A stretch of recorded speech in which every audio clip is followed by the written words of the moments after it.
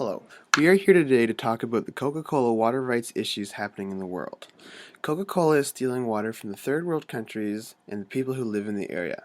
Everybody knows this, but what is really happening to the people in those communities, and what is Coca-Cola doing about it? With Coca-Cola being the second most known word regardless of language, one cannot talk about Coca-Cola without talking about globalization. The iconic bottle of Coke has become a symbol of a truly universal product, with mass media geared towards securing Coke as a unity between all nations with their "I'd like to buy you a Coke" campaign. Coke has become the most known brand in the world.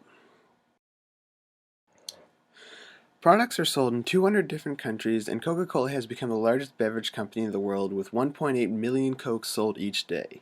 In 2004, it was reported that Coca-Cola used 283 billion liters of water for production. A company whose demands for water is so high has a large stake invested in accessing water, and consequently the abuse of water rights to turn a profit. As well as having global demand, Coca-Cola has become essentially nationless. It has resources to set up production anywhere it can benefit from, such as areas with few corporate regulations such as cheap labor, low taxes, and little environmental restrictions. Being a mega corporation as it is hard for Coca-Cola to be liable for the water right violations it commits around the world. Coca-Cola has strategically placed complete separation between the producing countries and the consuming countries, suppressing consumer awareness by hiding the devastation to the environment. Coke has been successful in distracting North American consumers by promoting the good in the company and hiding the bad. When it comes to the most valuable resource such as water, Coke globalization can have devastating effects on water rights as it uses its global hold to take advantage and manipulate citizens around the world. You may be asking yourself, but how is this affecting the local communities? What we as consumers don't see is Coca-Cola is depriving the locals of the psychological level of Maslow's hierarchy of needs in some of the poorest countries in the world. They are draining huge amounts of water from the water table that the wells in the local communities draw from. Farmers are also struggling to water their plants due to the same reason.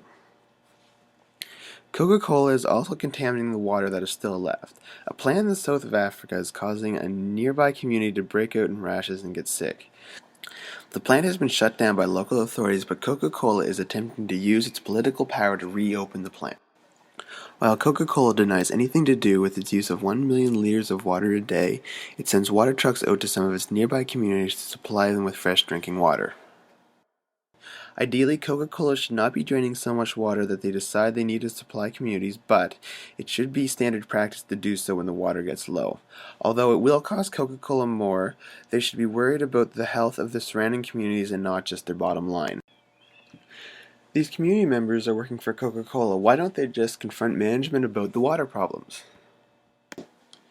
When Coca-Cola was accused of causing droughts in India because of the extensive use of the local water supply, many of the employees did not agree with the decision by the company, but they had conformed and been conditioned not to question their authority figures.